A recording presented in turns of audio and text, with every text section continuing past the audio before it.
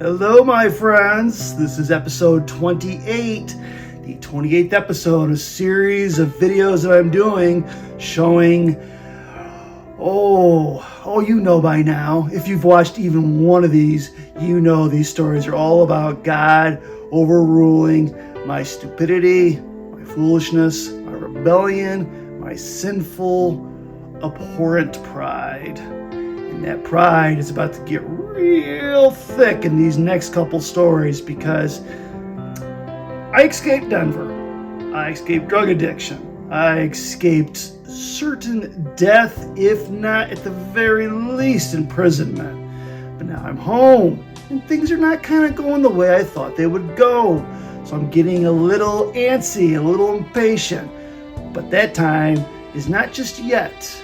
I got one more shot at this, because the thoughts in my mind, the rumblings of disillusionment and dissatisfaction, they're starting to grow louder and louder and louder. So, as I said last time, what I was talking about last time, I spent most of that story just giving more exposition than narrative, and the reason why I did that is because I wanted to build the foundation for the regiment God put me through after I came home. I also want to make it very clear that while I spent the first couple post-Denver years dealing with my badly corrupted spiritual condition, I still was not dealing with my mental health. This oversight, it would become a major problem later on. My mother, she insisted that I deal with it, but I was still kind of getting this loving but yet incorrect advice from other sources. I chose to follow that advice instead of my mom's. So while I was home, I was truly and successfully getting my life back in sync with God, but during that, the dangerous and destructive beast was being ignored. I'm assuming, probably, I figured that it would just kind of go away on its own. You know, that's how mental health works, right? You just kind of ignore it and it'll go away. I erroneously thought that prayer and Bible reading only would cure me.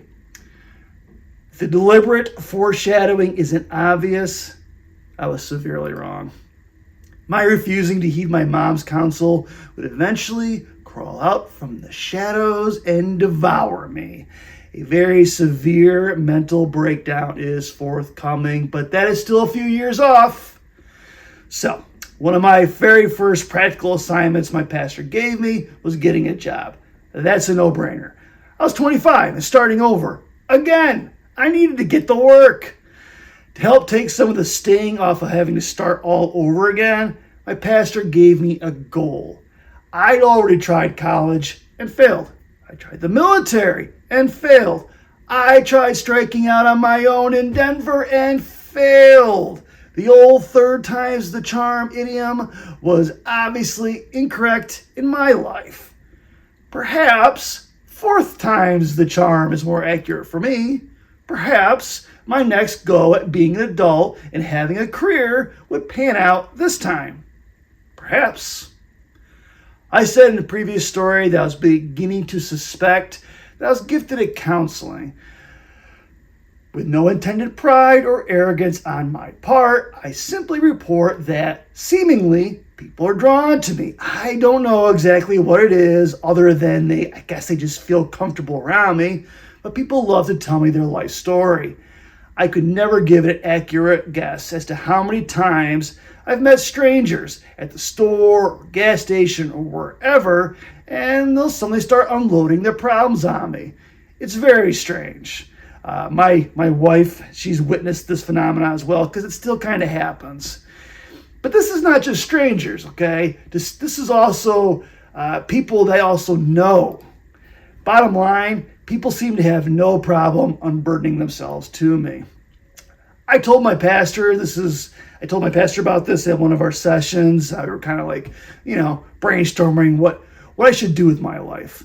I brought this up. I told him that I first started noticing this during my summer job after my freshman year from college. A coworker decided that she'd tell me all of her struggles. Much of that summer job was spent listening to her. Truthfully, looking back, I could honestly say this was happening during my teen years as well. I just didn't really notice it at that point. So my pastor, in hearing some of these stories I've told, he agreed that maybe perhaps God was calling me to be a therapist of some kind.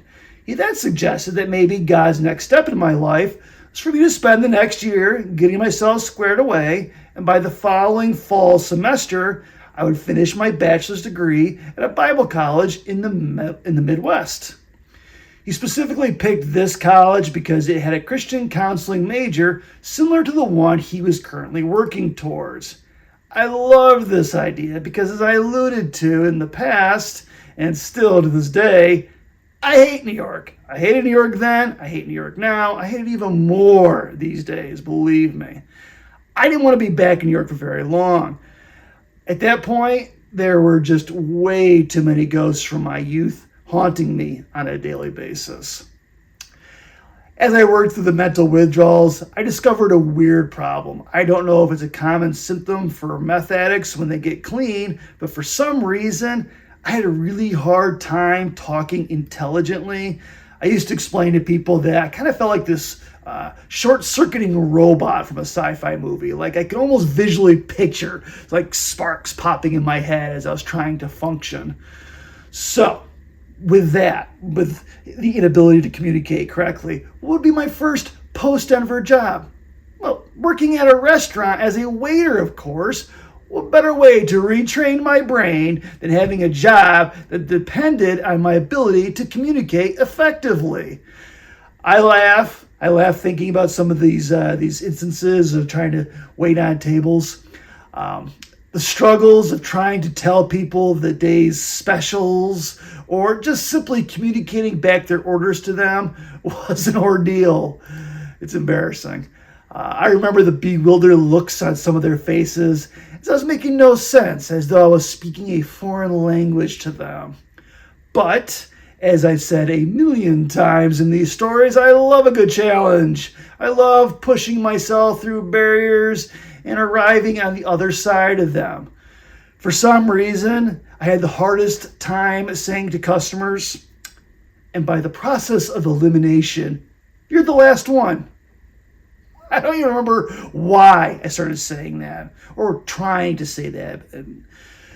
I was trying to sound clever, I guess. And as I took everybody's orders, but I just kind of made myself look like a total nincompoop. Nevertheless, I was stubbornly determined to say that stupid saying correctly. I don't know if I ever did, but I do remember trying to say it. I can say it now, thankfully. I guess I've improved over the last 20 plus years. As it turns out, it wasn't just the drugs affecting my speech. Later down the road from this time period I'm telling, I finally would discover that I had a learning disability, but I also discovered that I had problems early on communicating properly.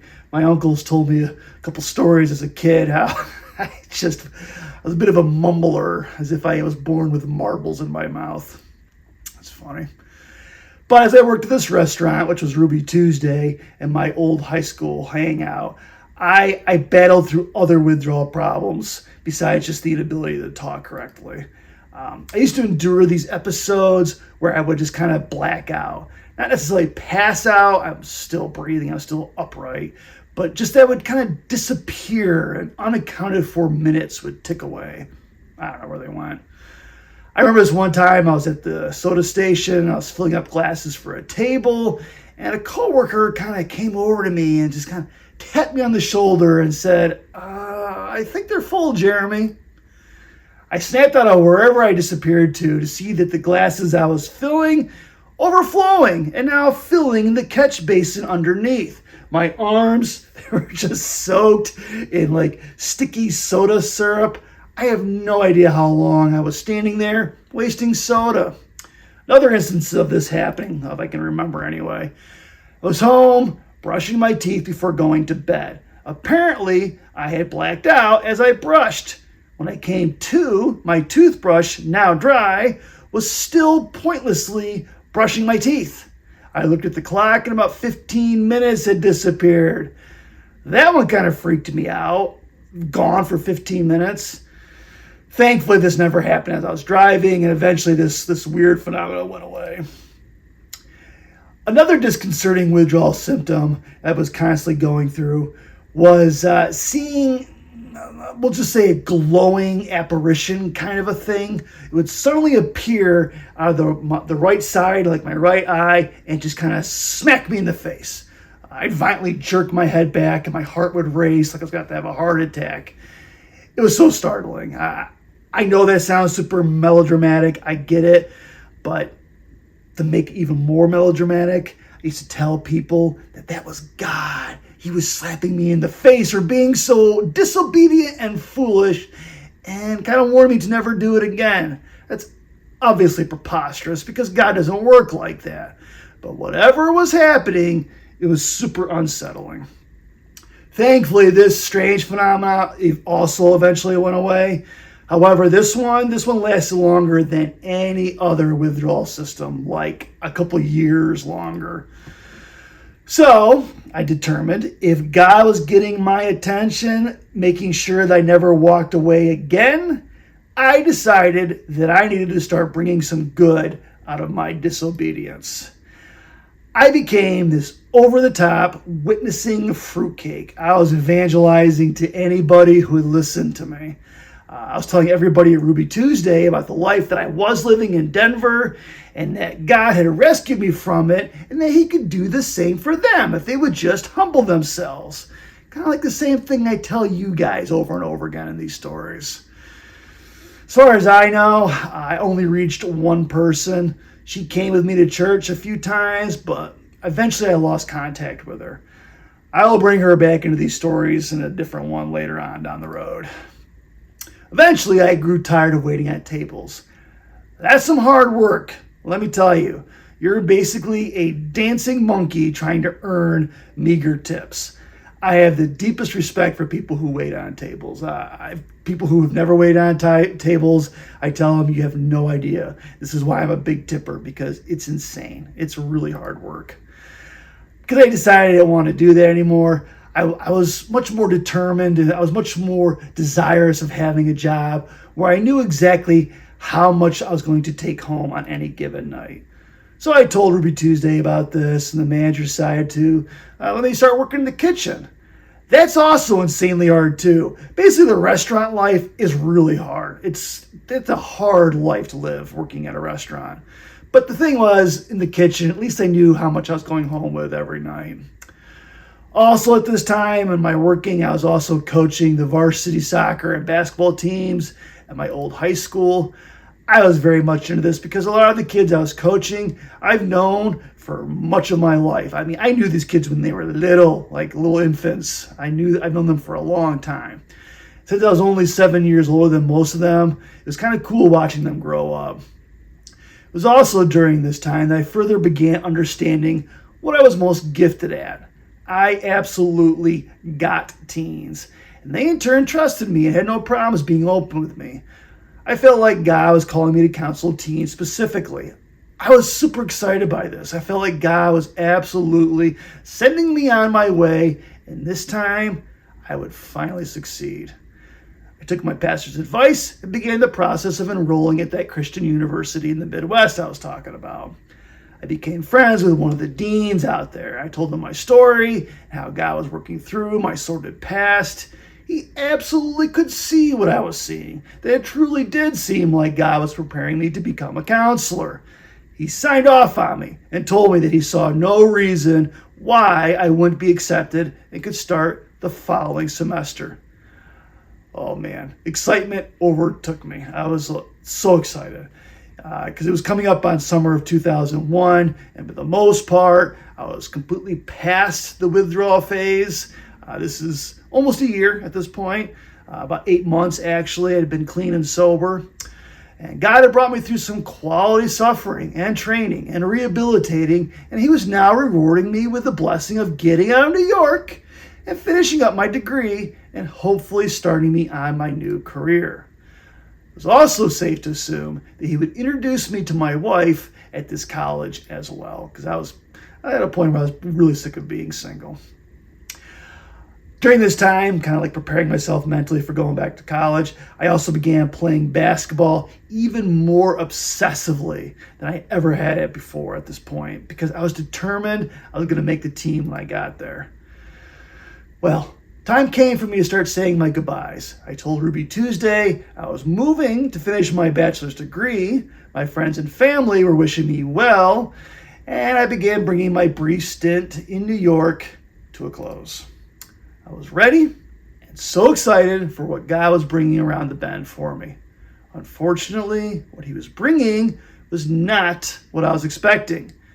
He was bringing another wave of trials. Shortly after I quit Ruby Tuesday, the dean who had my back was going out of his way to get me accepted at my new college, called me up. He had some bad news. He told me that the entire board had a special meeting just for me. They had all heard my testimony and my story from Denver. And for some reason, though they had accepted me, they decided to backtrack and unaccept me. They were worried that would be a bad influence to the other students, that would somehow unleash a virus or something and infect the students with my sinful past. As the dean was telling me all this, he felt so bad. He apologized incessantly, telling me that his hands were tied, and it did not matter that he vouched for me. He was outvoted. I'll never forget this moment. It was a beautiful sunny summer day. I was standing on my parents' huge deck, staring at the gorgeous scenery that is their backyard. I hung up the phone. I was completely spun out. I stared, dumbfounded, hardly believing what had just happened. I'm just like, look at the phone, like that really just happened? Is this one of my little episodes where I blacked out again? I had set everything in motion to send me on my way. I'd already said goodbye to everybody. Anger engulfed me. Anger at God. Anger at this college. Anger that I was stuck in New York. Anger that I could still be in Denver. Why did I leave? And there it was. Why did I leave? I basically said, forget it. I'm done. I tried. I'm going back to Denver. That was it. I had purposed. I was going back. I did not care who I hurt in the process. I was so furious. But God. He sent in my parents to the rescue. They quickly got a hold of my rage and redirected me. And let me tell you right now, in that moment, God did some of his finest training. I still had more humbling to go through. And he was about to start that in the second chapter of my time post-Denver. That's it for this one. If it's not clear, I was at a very, very difficult crossroads. I've been in other crossroads in my time in Denver, with the military, all other stuff. Back then, I was clearly living for myself and not for God. These crossroads are different because I was living for God, or so I thought. But see, what God was doing in that moment is he was unmasking, unveiling how much pride and anger I still had in my heart. And he was going to continue to squash it. He had other things to do for me, and they did involve becoming a counselor. Spoiler alert, I never became a counselor, at least not one where I made any money doing it. I never went to that college. I stayed in New York. I was going to stay in New York for a little bit longer. I needed to learn some things first. But here's the great thing about all this. At this point right now, in the real time of the time I'm living in currently as I tell this story, I look back and see that I'm glad God didn't send me. I would have missed out on so much stuff I've got to live and experience in that time of not going to this college. And that's one of the benefits of being one of God's children. You can look back and see how he has brilliantly and omnipotently, which is all-powerfully and sovereignly, omnipotent is all-knowing. He knew what needed to happen. I do know my terms, I promise. But just looking back and seeing all that God's done is helpful for me right now, because I'm kind of in that season again in my life where There's big things that I feel like are on the horizon, but they just seem to be so out of reach. But I get to look back. I look back and see how God, He knows the end from the beginning. He's not limited by time as I and you are. And that is why He calls us, His children, those of us who are His children, to humbly bow under His mighty hand, to submit to what He is doing, and in His time, in the correct time, in the best time, in the time that He knows of when it's time to act, He will exalt you then. That's a wonderful verse. I probably should look that up before I started quoting it because I don't know where it is. I think it's in Galatians. I'll look it up later. All right. Thank you. If any of this whole thing of being God's children and the benefit of being a God's child and all those things make no sense, I always encourage you to go to my website, look at some of those links I have on there, what it means to be one of God's own. Being one of God's own, it is the best thing to be in this life, but more importantly, in the next life to come. Thank you. Come back, see what happens in chapter 2 of my time in New York. Until then, keep pressing on.